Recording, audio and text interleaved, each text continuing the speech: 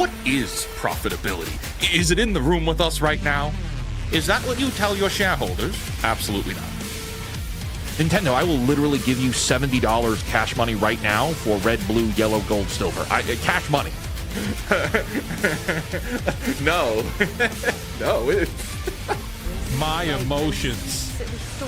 My emotions. 愚蠢的美国人和约 John Cena.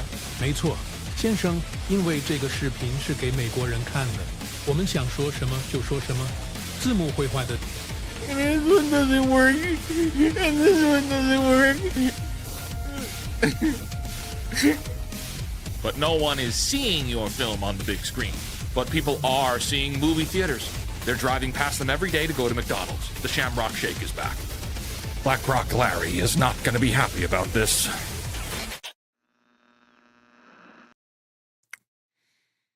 This is how it feels to watch Disney Plus.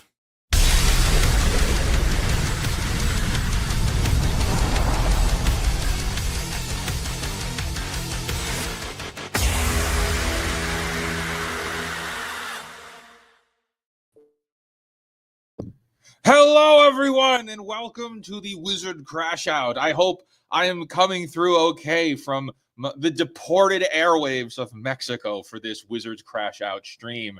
Obviously, I look a little different. I'm dressed a little different. My camera quality is a little different. I may sound not so great, but the show keeps going on. The show must go on. So we are here. I'm over Wi-Fi. This may not be the best stream on the planet, but you know what? It is in line with us being the most professional stream on the planet. Okay, welcome in. I am the Real Life Fake Wizard. This is the Real Life Fake Wizard channel. And today I'm coming to you live from Mexico. I am here for the family event, although it is on... You know what's really crazy is people that invite friends and family to destination weddings, right? Let's just talk about that real quick. Let's talk about some real life of the Real Life Fake Wizard stuff today. You know, you invite somebody to a wedding, you know, if you're in the States, right? If you're in the United States and you invite someone to a wedding and they have to travel over state lines, 9 times out of 10, that is a really big ask for people, okay? Now, if you live in the Northeast, like if the New York area, New Jersey area, it's not nearly as bad to drive over state lines. It could be 30 minutes to an hour, hour and a half. It's not that bad. Anywhere else in the country, crossing state lines to go to a wedding is a big deal. In my case right now, I had to travel outside of the country at a time when there is really fascinating and bullshittery. Let's just call it that. There is bullshittery going on in the United States that traveling outside of the country may not be like the most fun thing to do, right? Right. And so here we are calling in live, and I came to this event for a couple of reasons. You know, it's I like the people that we're getting married, and it's very close with this part of the family. I'm here alone, actually. Like, this is me. I got this whole room to me, and it's been kind of very interesting. My story here is fun. My luggage was lost, so I had no clothes for a while. The airline lost my luggage. I lost the ability to get here on time because the flights were canceled and delayed, and it was what was originally one layover turned into 3 layovers, which then those were missed because of delays, and it has just been nothing but chaos to get here. And then the actual events themselves and everything going on here has been, the best way to describe it is a roller coaster of emotion, right? You know, it's been a complete roller coaster of emotion. You know, at one point you're thinking that this is like a movie experience here, and then it comes and plummets down, and you're like, I just want to go home now. I've had enough. And so I want to share this because I think this is extraordinarily funny. I want to show this. Oh, actually, I got to pull this up. He flew Frontier. No, I didn't. Here's the thing. I flew American Airlines. I want you to see this. I did on a couple nights ago. There was a moment where I was able to have a poll. I put a poll up just as a gag on Twitter just to see. And I have to share it here, and I have to talk about it because this is hysterical. This is totally hysterical. Let's pull it. Where is it? Why is that not giving me the option to share that tab? Hold on. This is amateur hour here. As always, most professional stream. Present. Share screen. Aha! Now I've got it. Boom. Yeah. So there was a moment there where I was interacting with this very, very attractive woman. Really quite wonderful. And I had this moment of, you know, what's really funny is you interact with people and you have to wonder, like, can I tell these people that I dress up like a wizard and make YouTube videos? And then what would the response be to something like that? How would they take that? Because most people, I don't know if they would take that well for you to say something like, hey, yeah, you know, I'm actually really cool in the real world, but also I dress up like a wizard to shit on Nintendo and Disney and other corporations that try to take advantage of us. Yeah, like that's my whole shtick. And so I put this online, and I'm going to read this with you here. I said, chat, I need your help. I'm at this wedding. A beautiful girl is into me. Do I tell her that I dress up like a wizard to make YouTubes? Vox populi, vox die. And here's the thing. I fully have committed to this. I have fully committed to this. I have not done so yet. Okay, chat. I have not told her yet.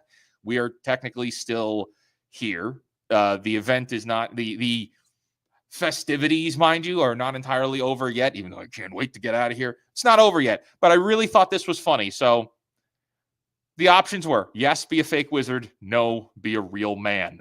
240 people voted in this. Okay, it got 860 views. That's a pretty high percentage of votes to views. And 78% of you people voted, yes, be a fake wizard.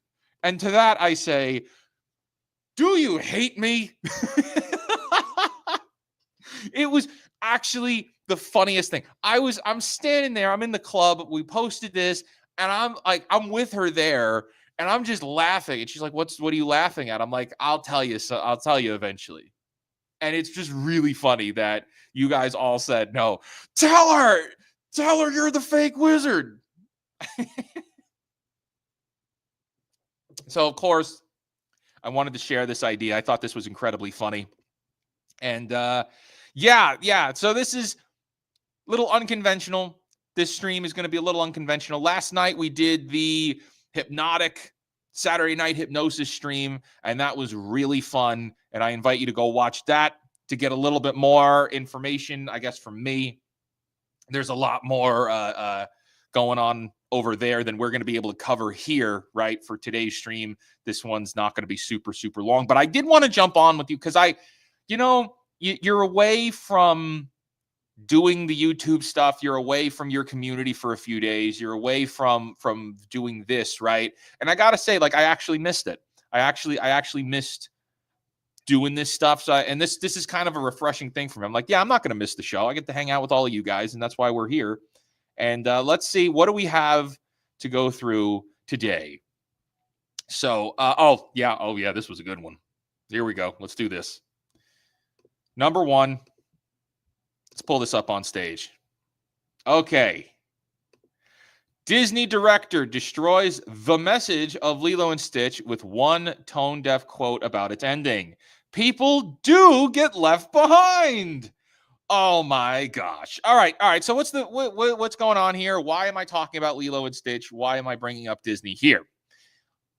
Some of you may know that I did cover Lilo and Stitch, the movie. I did a review video, okay? I did a review video. I've talked about it on stream before. This is important to get into because I was copyright claimed by the Mouse House. Disney took my video down, which is not fair. My video was completely in compliance with fair use laws of the United States, and yet they took my video down. So a topic like this, where I discussed the ideas of the film being, well, not applicable or comparable to the 2002 masterpiece, brings us to this point here. People do get left behind, as the director is telling us. Well, let's read into it just a little bit more.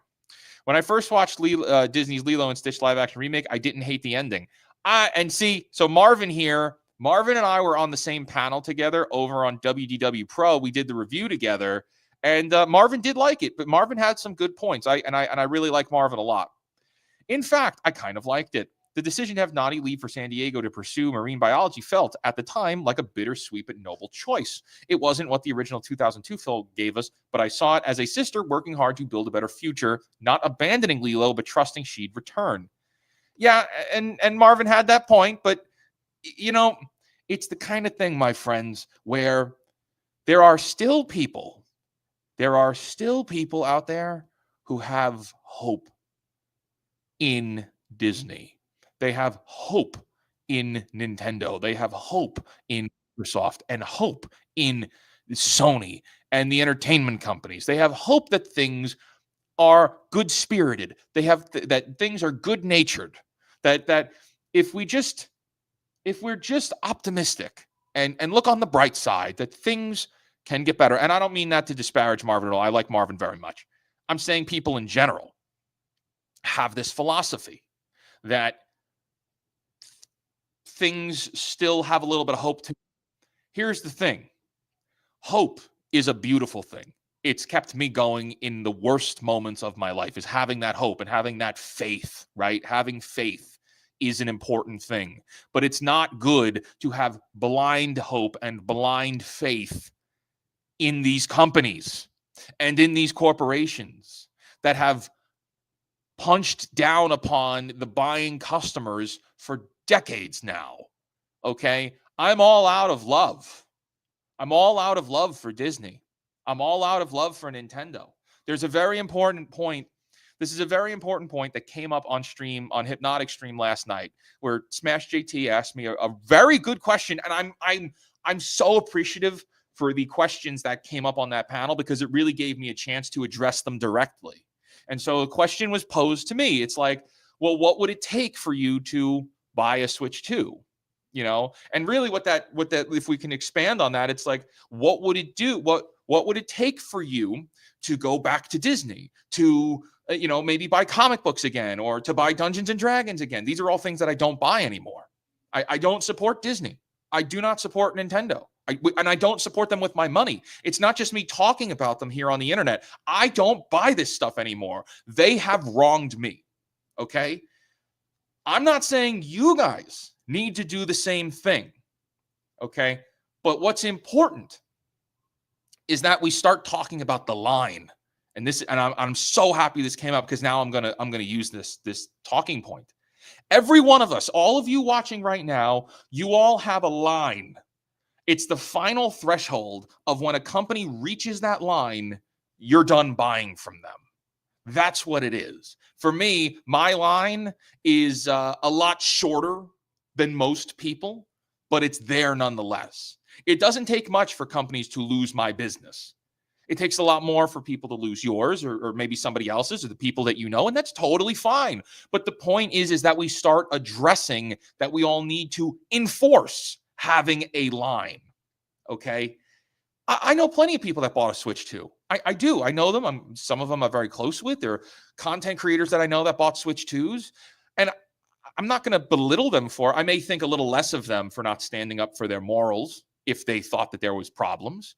But that's not a hatred there. That's somebody I'd like to keep speaking with, because where is your integrity? Where do you draw the line? You know? And so coming back to this Disney thing, a lot of people still have this maybe unspoken hope. Maybe it is a spoken faith that Disney can get better. And no, they can't. It's too far gone. It's too far gone. And the solution there is that it's, of course, where I'm always talking about this, is it's time for new creations. It's time for new projects. It's time for new things. Here, wait, let's look at this. Hey, Wizard, maybe you could show off some of the fan projects that you've heard about from people in the Discord. I think that's a wonderful idea, and that's something we're going to start doing as soon as I get back to, well, my real world. This is something I want to do, and I think we do need to do that. And I think as people that have platforms, and maybe not just me, but for those out there listening that are creators, platform small creators, not YouTubers, platform the people making music, the people that are making games, the people that are making the indies, the people that are making television shows, the people that are making small films, the people that are doing it on iPhones, the people that are posting their creations out there. It is, and I believe, and while I have not done it yet, I believe in doing it, and we will be doing that in the next phase of what we do, is platforming creators that are going past the corporate crap. I agree with this. I agree with that. Very good point, Gage. All right, let me pull this back up because otherwise I'm just going to keep ranting. I want to read through this article. Okay. In a recent interview with Collider, the grand champion of shill outlets, director Dean Flesher-Camp tried to defend his version of the Lilo and Stitch ending and wound up completely obliterating the heart of the story. In a jaw-dropping quote that was already making waves, Camp said the following, quote, "We wanted to tell a story that's honest about what it means to lose everything and still find a way forward." Holy shit. I didn't even read this. I didn't know this. I hadn't seen this interview. Quote, "People do get left behind. Like what Nani says, and it's incumbent upon the community, make sure they aren't forgotten." What the hell? What? I didn't even know this yet. I saw the film. I did a review video about the film. It got taken down. And that was kind of it for me. But now, I was right. Everything I said was right. The entire story here, I'm going to read this again. Quote, "We wanted to tell a story that's honest about what it means to lose everything and still find a way forward. People do get left behind, like what Nani says, and it's incumbent upon the community to make sure they aren't forgotten." Go fund yourself. Go fund yourself. I'm trying not to swear yet because, we're still a little early on in the stream, and believe me, after the week I've had, I have lots to swear about. So I'm saving my swear words. But seriously, go fund yourself, pal. The entire premise of Lilo and Stitch is that it's about a found family coming together. And according to you, it's about tearing them apart. So that means this is the antithesis to what Lilo and Stitch was supposed to be. You couldn't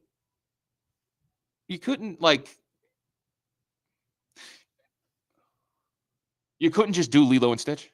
You couldn't just, guys, I've said this before. The Lilo and Stitch as a live action remake was the easiest $1 billion that Disney could have made. The easiest $1 billion they could have made. Now, we don't know if it's going to hit $1 billion because now there's controversy, because now there's drama, because some creative misfit idiot, in my humble opinion, decided to make the entire story of Lilo and Stitch the antithesis of the Lilo and Stitch story.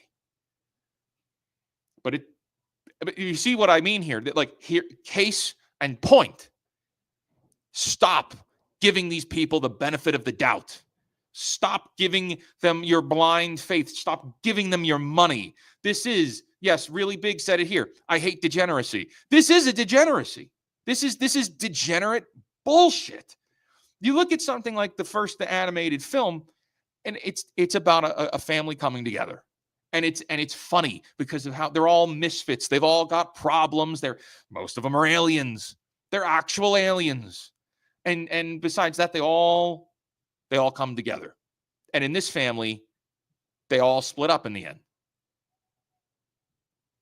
Well, let this be the first lesson of this stream, perhaps.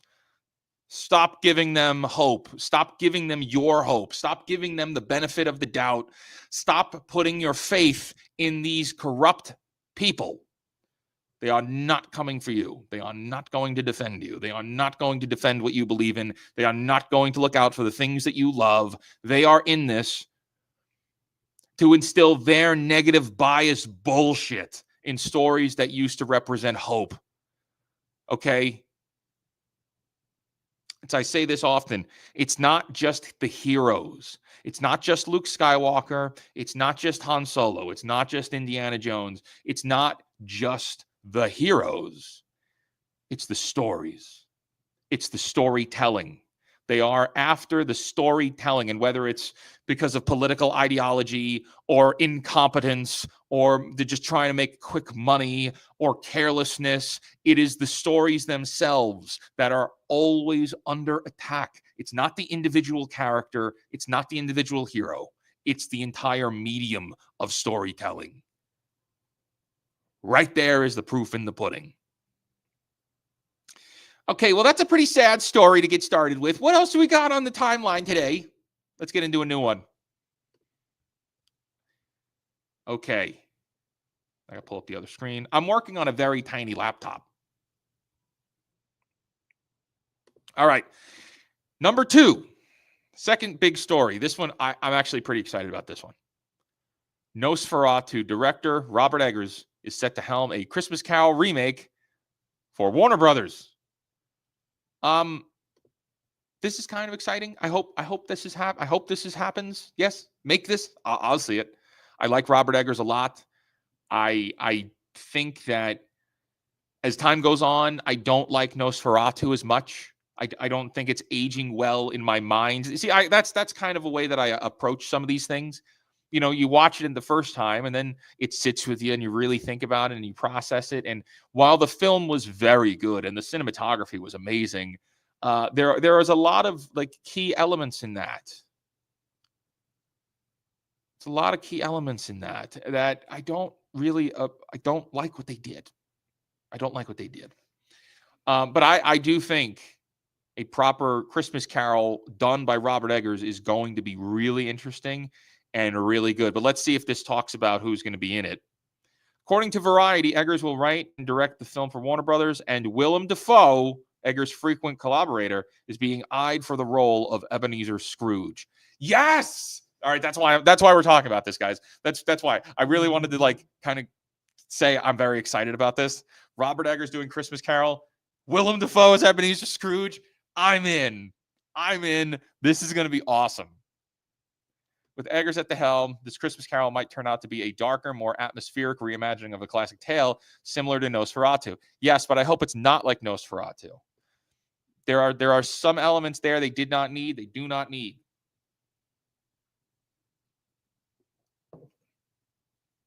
Robert Eggers has built a reputation for transforming period settings into immersive, often unsettling experiences.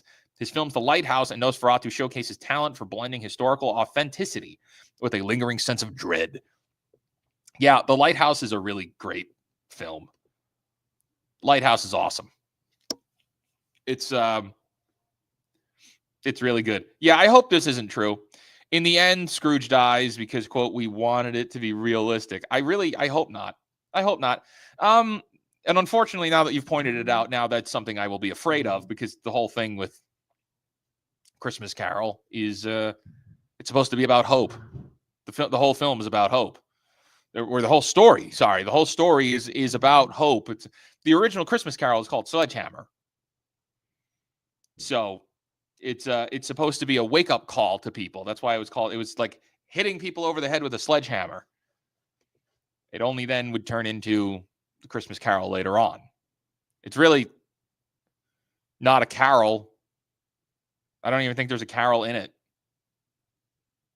Anyway, I wanted to point that out because that's something I'm actually kind of excited about. I'm looking forward to it. I hope it's good. I do hope it is good. Okay, let's do it. It's time. Let's get into the big story. Coming to us from Nintendo.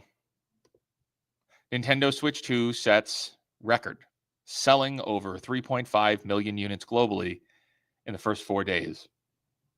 Congratulations, folks. Nintendo has truly kicked ass. In the first 4 days following its 5th of June launch, Nintendo Switch 2 sold more than 3.5 million units worldwide, becoming the fastest selling Nintendo hardware ever globally. And this is from Nintendo themselves. This is on Nintendo.com that I'm pulling this article from. And yeah, this is where we're at. Some people in my comments are well, actually, there's a lot of stupidity in my comment section. Some people are running around and saying like, "Oh, Wizard, you were wrong. You lost. You were wrong. You were wrong." And I'm like, "What am I wrong about? You said the Switch 2 was going to fail." Well, there must be another wizard on YouTube then, or there must be another wizard out here saying the wrong thing, because I never said that the Switch 2 was going to fail. I said that it needed to fail. I said that I wanted it to fail. I never said that it was going to fail. I never claimed that, and I never would. I said it needed to fail. Because here what we have in front of us now, 3.5 million consoles. Of that, I can only imagine how many of them included the digital Mario Kart World. And so here we're seeing, I would go to Walmarts near where I live. I go to Walmarts, I go to Targets, and I would go inside and I would look around to see what they had in stock. What do they have? And you know what? Mario Kart World's gone. Physical editions of Mario Kart World were gone. The consoles now in my areas are completely sold out. They're completely sold out now. But they'll be back. They'll be back eventually. But right now they're sold out. I know there's lots of people that still have Switch 2s in their stores. But this was a moment to put a foot down. And as I said at the beginning of this stream, put up the line. Put up the line, the threshold that you will not allow them to cross. And if they do cross it, you're no longer going to be their customers. And this was that opportunity. This was that final moment. And we just let it by. I don't know if I think it's a matter of we didn't hold people accountable to their words. We didn't hold content creators accountable to their words. We may not have held our friends accountable to their words. And that doesn't mean coming down and judging them. That doesn't mean coming down and saying, well, we're not going to be friends anymore if you buy a Switch 2. It's just asking the questions to those who continue to consume blindly.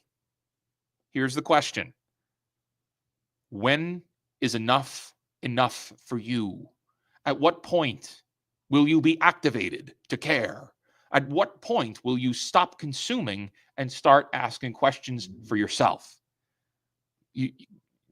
$80 games is not enough for you to say, hey, wait a minute, because games aren't that good anymore right now. The games we're getting are just not that good. So $80, you're okay with that. Oh, well, if there's value there well, you do understand that that's going to send ripples across the entire industry, right? You do understand that the $80 game price will only go up to 90 very soon. It'll go up to 100 very soon. You're incentivizing companies to follow through with that variable pricing strategy. That's not to help you. That's to help them.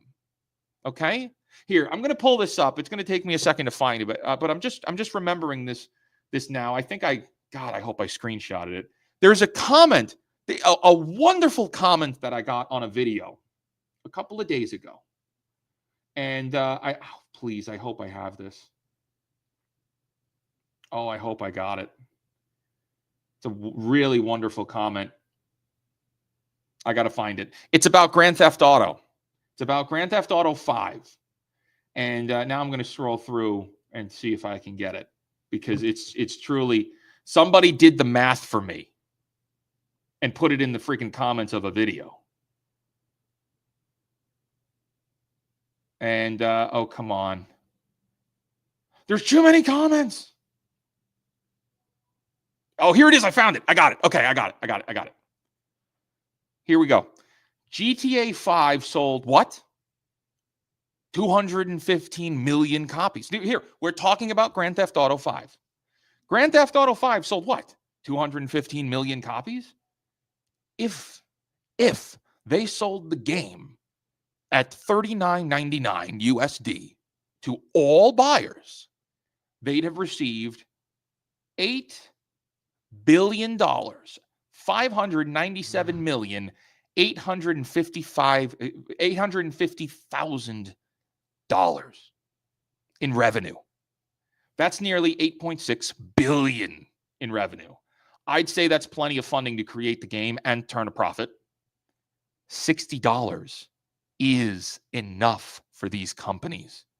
No game needs to be a penny more. God bless you, man. God bless that comment. That's the perspective, my friends. That's the perspective. $60 is enough. $60 covers the cost and makes a ton of money. Even now. If your game is good.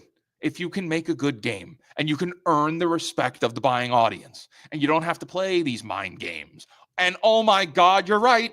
Oh my gosh, bigger point right there.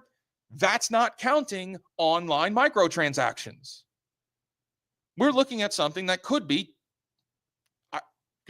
heaven help us, $10 billion.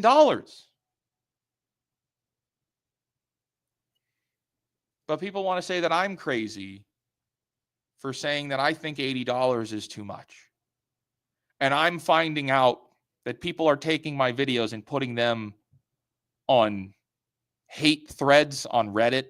They're taking video, there's allegedly, there's an entire thread of hatred on this guy, on me, on Reddit, because I said that I think $80 is too much. And it has nothing to do with really Nintendo alone. It has nothing to do with Sony alone. We are being played.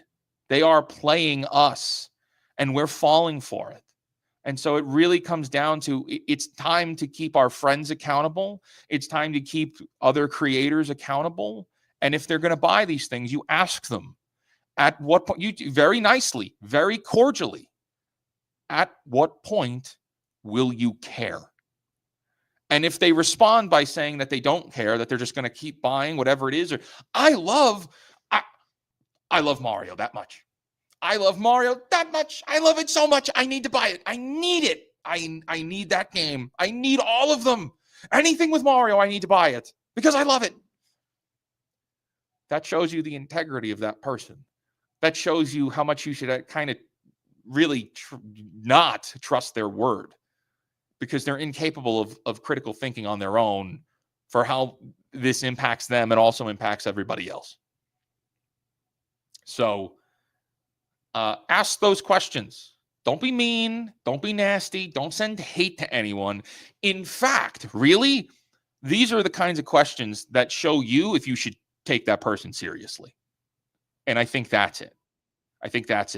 It's giving you that level of, well, should I even listen to whatever this person has to say? You know? And I think that's all it is. It's not bullying. It's not being mean. I would never advocate for that. If anybody is going out and being mean to other people on my behalf, I disavow that entirely. Okay? You never do that. You never, ever do that. But asking real questions is something that it's okay for us to do. Okay, here's a very good question. Can I still play the original Switch, though? Absolutely. Absolutely. We all own it, right? If you own it, sure. We've got all these backlogs of games. There are some incredible games on the Switch one, and there are going to be incredible games on the Switch too. I'm not saying all of the games are bad. I'm just saying most of them are soulless, right? I've said Fire Emblem Three Houses is one of my favorite games of all time. That's on the Switch one. It's one of my favorite games of all time. I've sunk hundreds and hundreds of hours in that game, right? So, and I would love to play that again when I have the time. So it's not a matter of, oh, I need to throw away all of my Nintendo products and merchandise. No. Keep what you own. Play what you own. But maybe if you care enough, and that's okay if you don't, but if you care enough, you just stop buying the new stuff. You stop buying the new games. You stop buying the new consoles. And even if it's just you kind of stand alone, because that's what matters. What matters is that we do it ourselves. We do it on our own. I don't want a boycott. I don't want hashtags. I don't want big movements on the internet. Those always get hijacked by bad faith actors. Those always get hijacked by bad people who are going to grift on you, who are going to lie to you and try to take advantage of you. This is an individuality thing. This is for the individuals. You yourself, if you agree with this, you stand on your own and fight back. That's what we do, okay? That's what we do. Let me see here. I'm just checking out the comments. Here. Oh, this is a good question. Does the Switch 2 make the games run better, or do you have to pay to upgrade? I have Metroid in my backlog. So, the Switch 2, this is something I think I saw Beat 'em Ups cover. I could be dead wrong, but somebody covered this, okay? So, the Nintendo Switch 1 is running on 720p high definition, okay? Now, normally we see things go from 720 to 1080, but that's not a smooth transition. That's not the smoothest crossover, okay? Because 720 is supposed to go up to 1440. Okay, that's what happens. You double it, right? It's doubled. The Switch 2 is at 1080p. The Switch 2 is at 1080p, which means that there is some kind of a native upscale on the Switch 2 to move things up to 1080p. However, there is pixelation and fragmentation of the graphics for these games that do not have Switch 2 versions. So if you take something like, let's say, Pokemon Brilliant Diamond and Shining Pearl, right?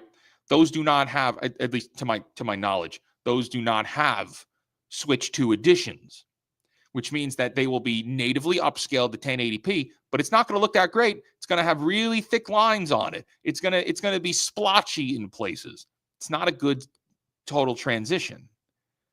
Otherwise, there are other reasons that things are coming out, and well, everything else you're going to have to buy an upgrade pack for.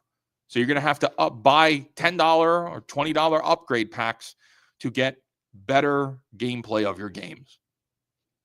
I don't think that's fair. I don't think that's fair at all. Yeah, TJ's right here. It's like compressing a file. That's exactly what it is. It's exactly what it is. So here we are.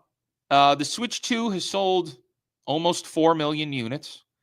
And there's quite a bit of people who are saying that this is going to slow. This is going to stop. Okay. I hope it does. I hope it, stops selling well. I hope people stop buying it. What's about to happen, though, is sales are probably going to slow down, at least for the next couple of weeks. Well, why is that? Because there's less consoles available for sale today. They've sold out everywhere, in most places. They've sold out in most places, which means it's harder to get your hands on the console, which means that they are going to report in 2 or 3 weeks. We're going to see Paul Tassi with the New York Times and Kotaku and all the other places are going to say that Switch 2 sales are slowing down. Oh, no. No, dummies. The console's not available anywhere. Nobody could get it. So sales are slowed down because supply has slowed down. The supply is not there. Okay? Well, why wouldn't supply be there? Because they want supply to be available for all of the main games. They want supply to be out and available, not today. It doesn't matter if you own it today because they already sold a ton of Mario Kart. What matters is that they have supply available for Donkey Kong.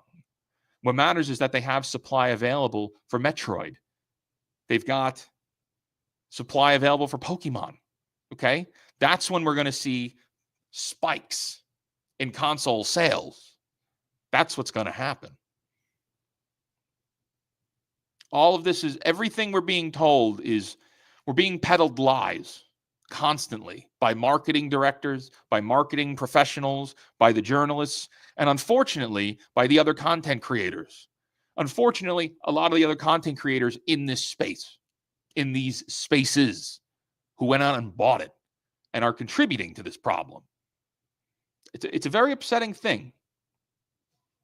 Here's a good question. This is a very good question. Is there any chance these numbers are made up for marketing purposes? It's very hard to lie about something like this because it's console sales. And the numbers are going to be available from other companies. And those numbers need to match up. So if we're eventually going to be able to get numbers for GameStop. How many Switch 2s were sold at GameStop? We're going to find out Best Buy. How many Switch 2s are sold at Best Buy? Walmart, we might get the data from. Target, we may get the data from. And eventually it's going to come out to give us the final number. If Nintendo is reporting this at 3.5 million, there is a very, very, very strong chance that that's true. And that's not just America, that's worldwide. It's 3.5 million worldwide release. I don't think that it's fraud. I don't think they're lying here. And this is a really great response to that. Companies don't brag when their product flops. See, companies love to talk about when they succeed, and in this case, we do see a success. It's just not a good success. Not for us, anyway. I'm just reading through some of your comments here. Oh, here's a good comment from Enrique. Just joining. Welcome to Mexico, Wizard. Well, thank you for that. The World Population Review 2025 survey has named Mexico the friendliest country in the world. You know what? I don't disagree with that. The people here are very nice. They're extremely nice. Now, I don't know if that's just because I'm walking through as somebody who's got money or whatever the case may be, or they may think and perceive that I've got money, right? You know, I don't know what they're thinking, but I have to take everybody here at face value, and everybody here at face value seems extraordinarily nice. So that is pretty cool. That is very cool. But there's a lot more going on here, and there's a lot more that's worth talking about the Switch 2, and I'm probably going to be doing a couple more videos on it later. But you know, when we look at something like Xbox and Game Pass, I did a video on this. I think it's the last video I did. I wish that got a little more viewership than some of my other videos. Not that it didn't, but I wish that one exploded because that one was super important. I had thought that Xbox was done. I thought that Xbox was kind of fizzling out and that they were just going to move into the games sphere. And now that I saw that last showcase, it's really changed my perception on what Xbox is doing. I think Xbox is coming in with the right hook. I think Xbox is coming in to kill PlayStation, and I think they may actually be able to do it. Not that PlayStation goes away or they don't make a PlayStation 6, but that, you know, we talk about something like who wins each generation, right? Each console generation, who wins, okay? Well, if we look at the Xbox and PlayStation 2 won. We look at the Xbox 360, the PS3, Xbox 360 dominated. PS4 to Xbox One, PS4 wins. And then we move to now, and it's the PS5 and the Series X. And I think we can all agree there really is no winner. Neither of them have blown us away. Neither of them have really been worth our time or our money. The games have not been exclusive or very good. And that leads us into, well, what's the next step? Well, I think Xbox is going to come out swinging with pushing Game Pass. I think that's the end game for Xbox, is to go all in on Game Pass. So it's only a matter of time, but I'm willing to say, I think we're going to see Game Pass exclusive games. I said this in the last video.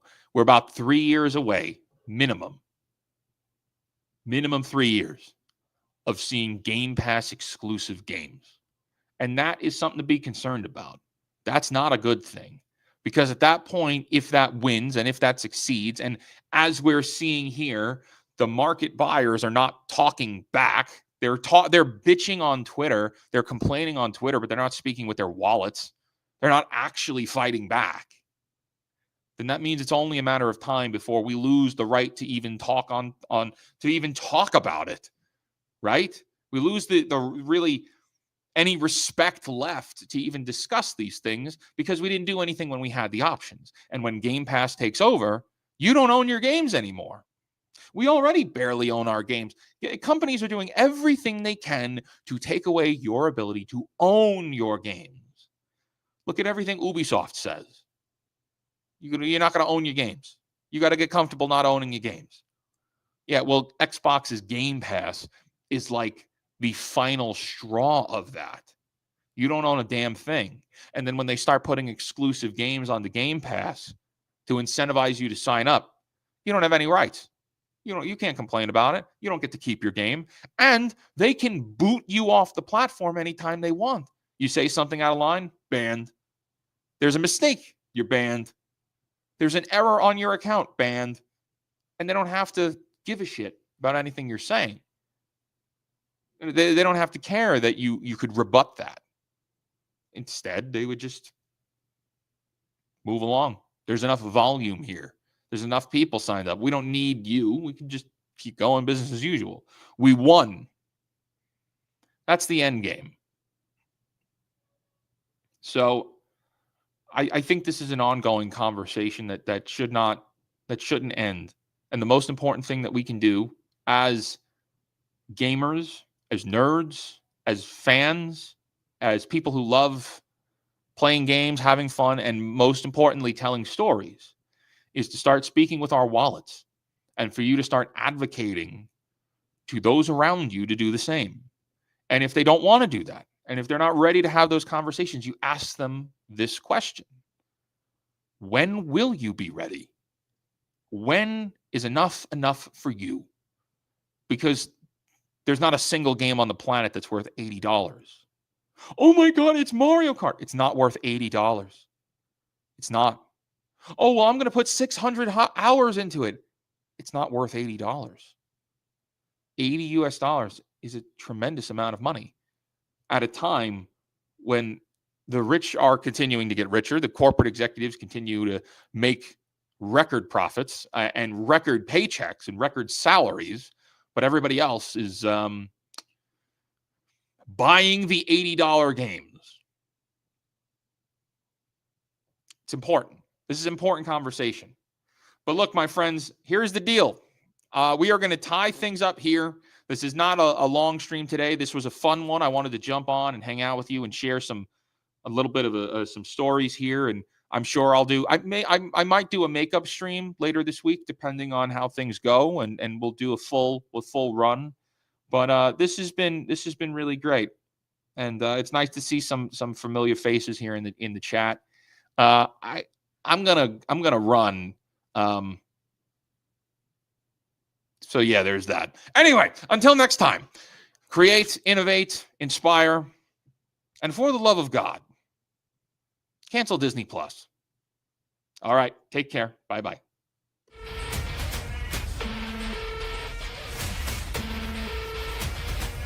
What is profitability? Is it in the room with us right now? Is that what you tell your shareholders? Absolutely not.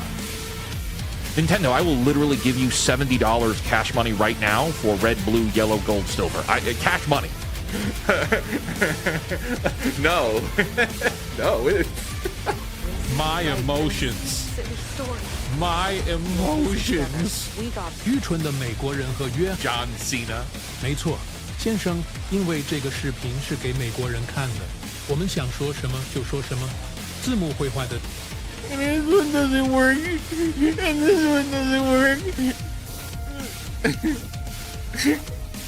But no one is seeing your film on the big screen. But people are seeing movie theaters. They're driving past them every day to go to McDonald's. The Shamrock Shake is back. Black Rock Larry is not going to be happy about this.